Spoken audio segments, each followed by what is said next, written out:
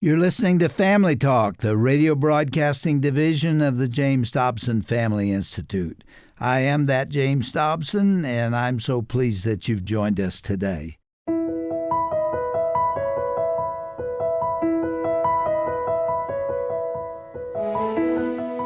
I said, God, whatever days you give me on this earth from now on, I want you to really know that it all belongs to you.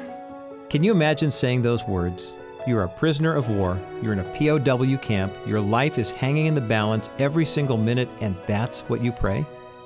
I'm Roger Marsh, and today on Family Talk, we are going to hear the conclusion of a 3-part message from this amazing woman, Darlene Rose. Let's join Dr. James Dobson as he takes us back into her story.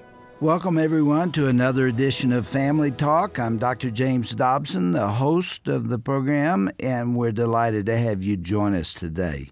We've been listening for 2 days and now 3 to a recorded presentation by Mrs. Darlene Rose. She's gone on to be with the Lord now, but she left behind a recorded account of her experiences in New Guinea at the very beginning of America's entry into World War II.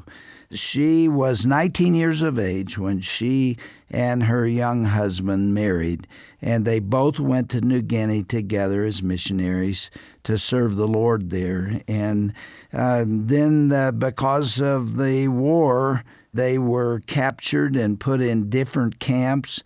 Darlene was in the women's camp, and her husband went to the men's camp, and she never saw him again after that time. In fact, he died shortly after the Japanese came through.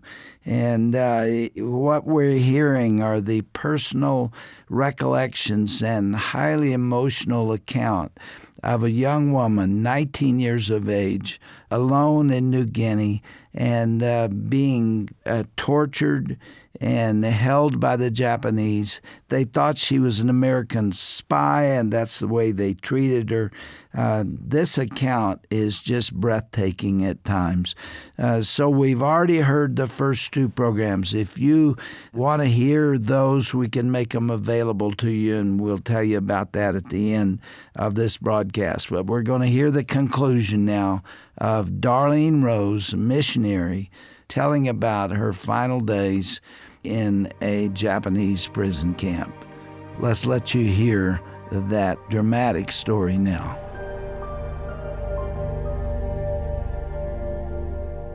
The other man, who was the brains of the team that had been trying me, he stood in front of me, and he had the great sheafs of paper that he had written on. He always was just out of my line of vision, so I could not watch the expressions on his face, but he could watch my face.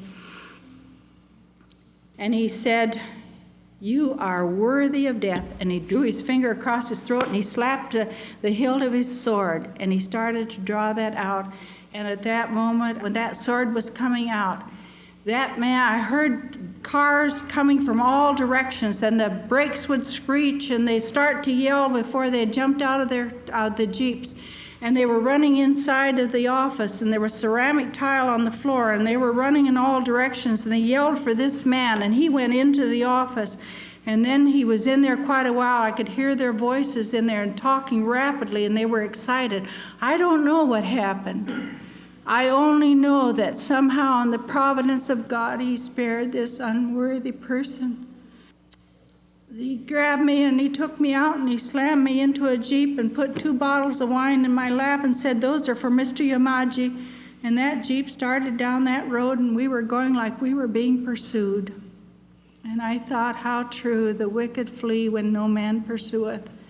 But somehow God was there, and I have always believed that back here in America there were people that day who were on their knees praying for me. What was happening in the outside world? And 1 year and 2 years and 3 years, and we were coming to our 4th year. And I remember that one day when just about noon we saw a plane, a lone plane, coming out of the east, and as it came down over the camp, it was low enough so that we could see American insignia on the side. An American boy was flying that plane. And then we saw suddenly that there were many planes coming. They were moving out of the east, and they were coming toward our camp, and everybody got out there and stopped their work, and we dropped our shovels and our picks, and we looked up at all these planes coming, beautiful double fuselage planes. We'd never seen them before, P-38 Lightnings. And suddenly there were silver things coming from the backs of the planes, and some were yelling, "Canned goods." And I said, "No chocolate bars." And others were saying, "No, they're pamphlets." And we were all yelling something. And then we heard the whistling of the bombs, and we knew we were wrong. And over that little camp of 2-acre square, they laid 5,000 incendiary bombs. In just minutes, everything was going up in flames. I jumped into the ditch where we were supposed to lie when there were bombings. And the minute my feet hit the bottom of that ditch, the Lord said, "You borrowed a Bible from that little Chinese woman." I said, "That's right, Lord. I have no right to let it burn." And I jumped out of the ditch, and I ran to the barracks that was burning, and I grabbed that Bible off of my upper rack, and I came out, and I saw that they finally had opened the gate so we could get out of this burning holocaust. And I ran to the gate with others, and we went through it.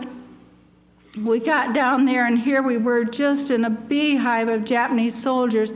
There were 138,000 soldiers around that camp. We didn't even know they were there. They had their machine guns set up, and they yelled T-door and you T-door. They just turned on you with their guns with the bayonets fixed on them, and you just threw yourself out on the ground, and they were running over the tops of us to get to their machine guns. And they began to machine gun the planes, and of course the planes just turned around and came down, and they strafed us with machine gun bullets.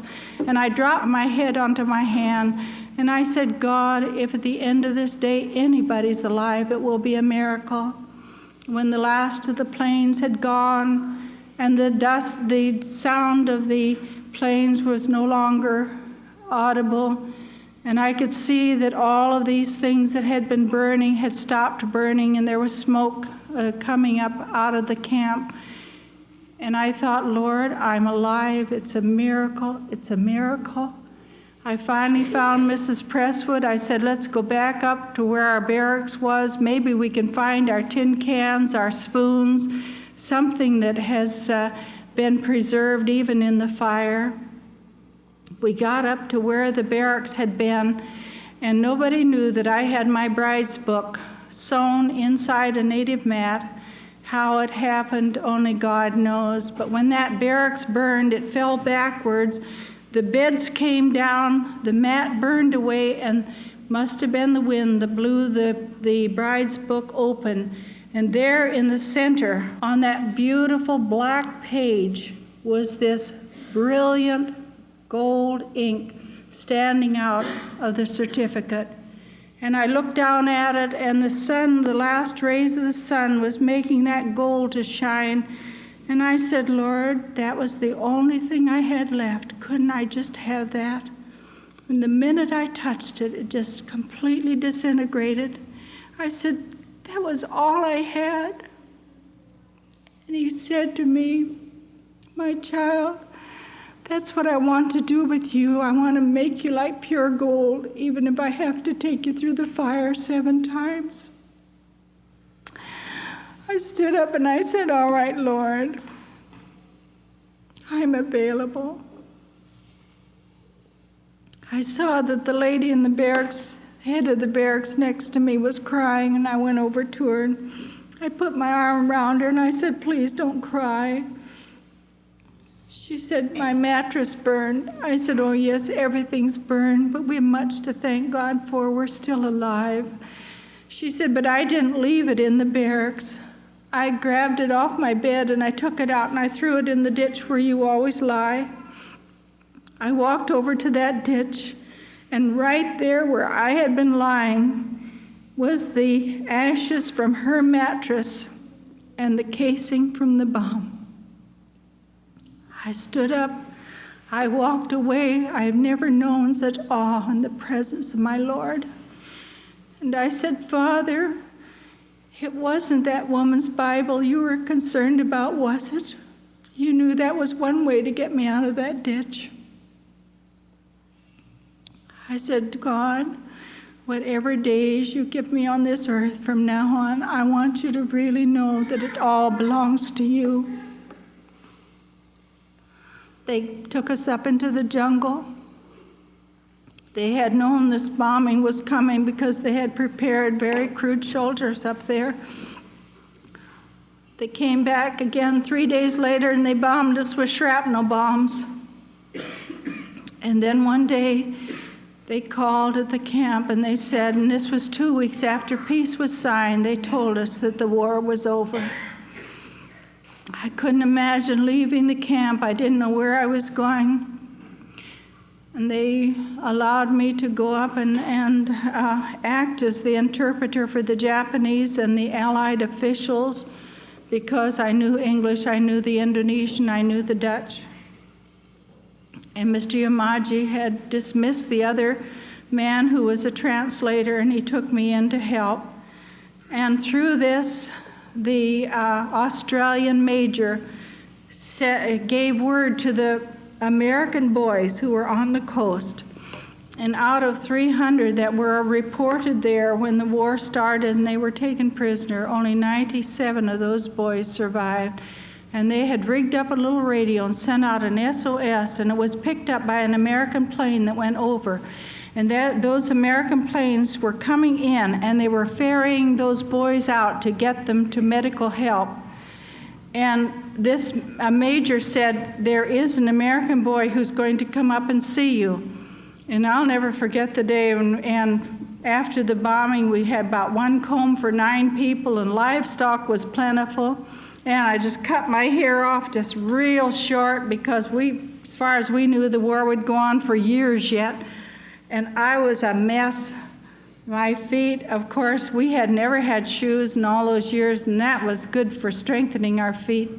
But when this boy came in, and he was an American boy, and he was very well dressed because they had gotten clothes from the Americans who were ferrying them out, and he said, I understand there's an American girl here, and someone pointed me out, and I felt so embarrassed because he kept looking at my feet, and they weren't all that dirty, and I was so embarrassed I sat down on the edge of this little hut, and I pulled my feet up underneath me, and he said, do you have anything that you really need right now? And I said, we need food for our children.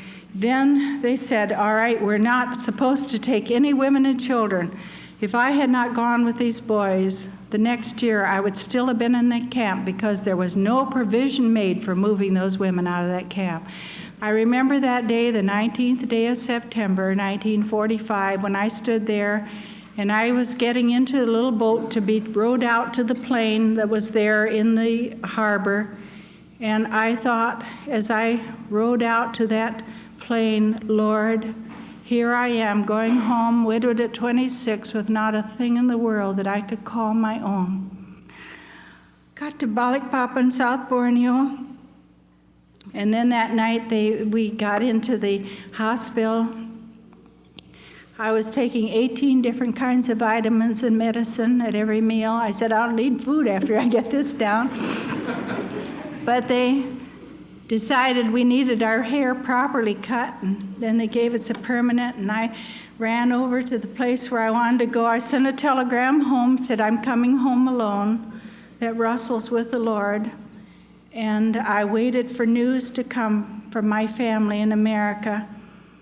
And I would go into the post office, and the young man was there, and I said, have you any mail today for Darlene Deibler? And he would look, he said, no, I'm sorry, there's nothing here. And I went back day after day. And finally, one day he just said, boy, I don't know why somebody wouldn't write to you. I was so embarrassed I didn't go back again until the day before they were going to ship us out. They kept us almost a month there until they felt we were strong enough to go home. And then I ran back that day and I said, do you have any mail for me now? And he looked again. He said, no, there's nothing for you here. And we got on that ship. We were 23 days coming home on the Klipfontein. We were just within spitting distance of the shore of San Francisco. And they came out over the loudspeaker and said, just pull her out again. Everything is full. Take it on up to Seattle, Washington. And everybody was moaning and groaning, oh, this beautiful city. And I said, oh, I don't know anybody out in California anyway. And I've never been there. And I said, this is known territory to me. I'm glad to even stay on this ship for another 3 days. And then we pulled in here to Seattle, Washington on Navy Day, the end of November 1945. And that night they deloused us. And then the next morning they started to process us. And I remember when these people who had become friends of mine during the trip home were leaving, and their families were coming, and I went out and I crawled. We were sleeping 3 deep in hammocks out on the deck, and I crawled in under those hammocks, and I suddenly realized Dad and Mother are gone too. That's why I have not heard from anybody. And I said, Lord, you took Russell. Did you have to take Mother and Daddy too? And so sweetly he said, you can still trust me, my child. I got up and I said, Lord, I need to find a Red Cross woman. I need to get some money or something to get back to Iowa to trace anybody from my family that might still be alive. And I came around the corner of the deck, and there was a Red Cross woman, and I latched onto her. And I said, now, wait a minute. I said, I'm a POW. I said, I haven't heard anything from my family for over 4 years. And I said, I guess maybe they're gone, but I would need to get back to Iowa. Maybe somebody from the family's alive. She said, honey, what's your name? I said, Darlene Deibler. She said, I've been on the ship all morning looking for you. I have 3 telegrams, and they're all for Mother and Dad. But you know, I thank God that he didn't let me meet that woman until I had met him, and I knew that even if Mother and Dad and the rest of them were gone, I could still trust my Lord. You know, it's wonderful that God brings you to that place where it's faith without trappings, just faith in the testimony of a person that you've walked with for all these years, that even, I think maybe in a measure, it was like Job said, even though he slay me, yet will I trust him, because I knew the character of my God. I opened them up. Mother said we moved out to Oakland, California in 1943. We knew you were on the ship. We tried to get over there, and when they took you out, we can't get to Seattle in time to meet you, but we're sending money, and it's at Western Union. Now you go and get that, and then you get a ticket and come down to Oakland, California, and we'll be here to meet you, and you call us collect as soon as you can get to a telephone. I got to a telephone. You know, I've said so many times tonight, the Lord spoke to me. And people say, how do you know it is the Lord? I think this is the best illustration I could ever use. I had not heard my mother or father's voice for over 8 years. But when that telephone went up, that receiver on the other end down there in Oakland, California, and I heard someone say, hello, Darlene, I knew it was Mother. Nobody ever said my name like my mother did. That's the way it is with my Lord. When he says, my child, I know it's my Lord, and I listen. She told me my brother had just gotten in from Germany on the East Coast. The first thing he asked his mother, have you any word from Darlene? She said, I know she's on a ship, and she's on her way up to Seattle, Washington. And so I went to the train station to get a ticket to Oakland, California, after collecting the money at Western Union. And when I told him that I wanted a ticket for Oakland, California, he said, my dear, he said, don't you know a war's been on? He said, only Army and Navy personnel travel. And my heart just collapsed with him. And I said, no, I didn't know that. I said, I'm a POW. I just got here. And I said, I'm trying to get to Oakland, California because my mother and dad are down there. He said, oh, I've got lots of tickets for people just like you. And I was in business again. And then I went back to the ship to collect my things. And you know, they'd given us coats from the Red Cross that came from another era, another time. And I noticed that everybody who had a coat on the streets there, the nap was very short, and it was very smooth for material. So I got back on the ship, and I went to the captain, and I said, I'd like to borrow your razor. I gave my coat a shave. It looked pretty good after that. And then I got on the train, and I sent a wire to my mother and dad from Portland. I thought I better tell them when I'm coming in. And I said, "Kill the fatted calf. I love you, Darlene." And I'm arriving at 11:30 tomorrow morning. And my father told me this. He said, "Mother heard the telephone in the middle of the night." I didn't realize, you see, I've been really out of it for so long, that when you send a telegram, it goes right straight through. And it was in the middle of the night. And Dad said, Mother went to the phone, and I could hear her say, "What?" And then there was silence, and she said, "What?" And, and she put the phone down, she ran in and grabbed my father, and she said, "She's all right, she hasn't lost her sense of humor." And the woman who was reading it to her kept saying, "Kill the fatted calf. Love, Darlene." She knew the lost was found, the wanderer had returned home again. And there they were, a great group of people from the church there. I didn't know any of them, so I was just looking for two faces. I was looking for Mother and Daddy's face. And I remember when I put my arms around them, and I just sobbed. I said, "Oh, there were so many days I thought I would never, ever see you again." And then as I held them tight, I thought, if this is wonderful, meeting your loved ones you haven't seen for such a long time, what is it going to be like when someday those clouds will part asunder and Jesus will be there? I was a little girl, just 10 years of age, when I sat in a missionary conference, the closing service, and they were calling for those that would give their life to go wherever God sent them. It was all geared toward our high school and our college young people, but somebody knew that for the second seat from the back was a little 10-year-old brown-haired girl. And I felt a hand on my shoulder that night, and I turned around and looked, and there was no one there, and I knew it was my Lord. He said to me, "My child, would you go anywhere, no matter what it costs?" I was so thrilled to think that God even noticed me. With such love and adoration in my heart, I looked up into his face that night and I said, "Lord Jesus, I would go anywhere for you, no matter what it costs." I understand something of the cost, beloved, but I don't even think about that anymore. I'd go anywhere for him. I'll tell you why tonight, because the compensations are so tremendous. I wouldn't trade places with any of you tonight. Those were not terrible years. They were the sweetest years that God ever gave me, because then he taught me that he would never leave me nor forsake me.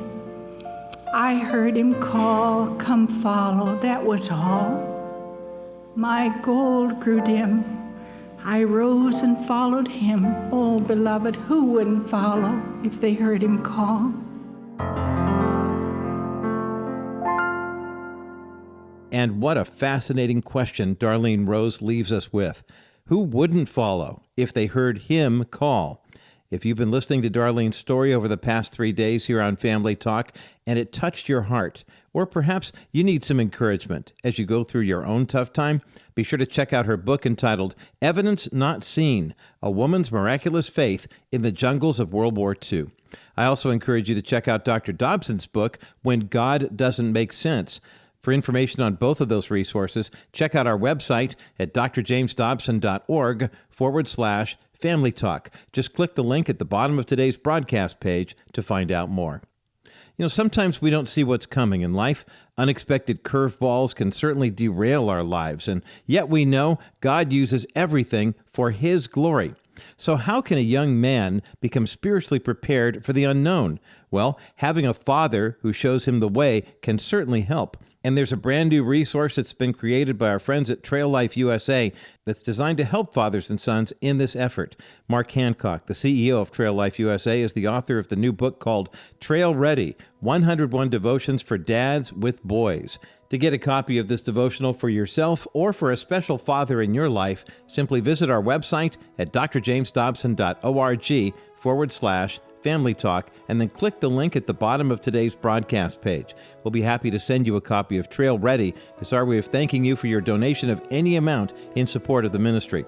Again, go to drjamesdobson.org/Family Talk and click the link at the bottom of today's broadcast page. Or make your request known by phone when you call 877-732-6825. Well, I'm Roger Marsh. Thanks for listening to Family Talk today. May God continue to richly bless you and your family as you grow closer in your relationship with Him.